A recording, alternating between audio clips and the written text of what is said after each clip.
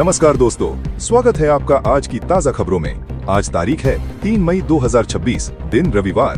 तो चलिए बिना किसी देरी के नजर डालते हैं आज की बड़ी सुर्खियों पर, खासकर उत्तर प्रदेश और देश की उन बड़ी खबरों पर जो आपके लिए जानना बेहद जरूरी है। पश्चिम बंगाल विधानसभा चुनाव 2026 में 2 मई को बड़ा राजनीतिक घटनाक्रम सामने आया। कई बूथों पर ईवीएम से छेड़छाड़ के आरोप लगे, जिसके बाद चुनाव आयोग ने 15 मतदान केंद्रों पर दोबारा मतदान कराया। मतदान के दौरान कई जगहों पर तनाव और विरोध प्रदर्शन भी देखने को मिला। आयोग ने बाद में फलता सीट पर गंभीर अनियमितताओं को देखते हुए पूरे क्षेत्र में पुनर्मतदान कराने का फैसला लिया।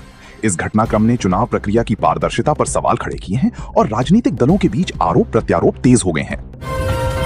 2 मई 2026 को भारत के लिए खेल जगत से बड़ी खुशखबरी आई। एशियन बीच गेम्स में भारतीय महिला कबड्डी टीम ने श्रीलंका को 47-31 से हराकर स्वर्ण पदक जीता। टीम की कप्तान ऋतु श्योरान ने शानदार नेतृत्व किया। ये उनकी लगातार तीसरी अंतर्राष्ट्रीय जीत है, जिससे भारत की कबड्डी में मजबूती और बढ़ी है। इस जीत ने देश भर में खुशी की लहर दौड़ा दी और खिलाड़ियों की मेहनत को सराहा गया। सरकार और खेल संगठनों ने टीम को बधाई देते हुए इसे प्रेरणादायक उपलब्धि बताया। भारत के नौसेना प्रमुख एडमिरल डी.के. त्रिपाठी 2 मई के आसपास म्यांमार के दौरे पर पहुंचे। इस यात्रा का उद्देश्य दोनों देशों के बीच रक्षा सहयोग को मजबूत करना है। इस दौरान उन्होंने म्यांमार के शीर्ष सैन्य अधिकारियों से मुलाकात कर समुद्री सुरक्षा, संयुक्त अभ्यास और रणनीतिक सहयोग पर चर्चा की। भारत हिंद प्रशांत क्षेत्र में अपनी भूमिका मजबूत करना चाहता है और म्यांमार के साथ ये साझेदारी उसी दिशा में एक अहम कदम मानी जा रही है।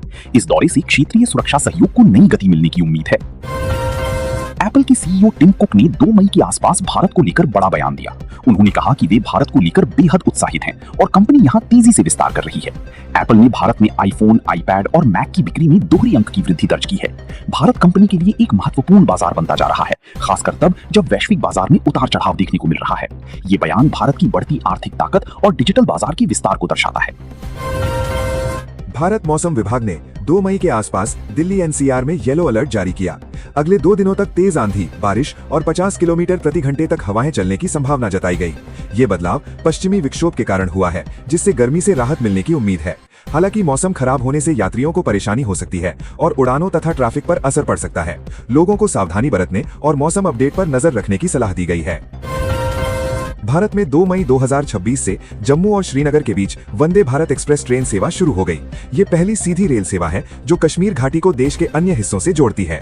इससे यात्रा समय कम होगा और पर्यटन तथा व्यापार को बढ़ावा मिलेगा। ये परियोजना लंबे समय से प्रतीक्षित थी और अब इसके शुरू होने से स्थानीय लोगों को बड़ी राहत मिली है। सरकार ने इसे क्षेत्रीय विकास के लिए ऐतिहासिक कदम बताया है।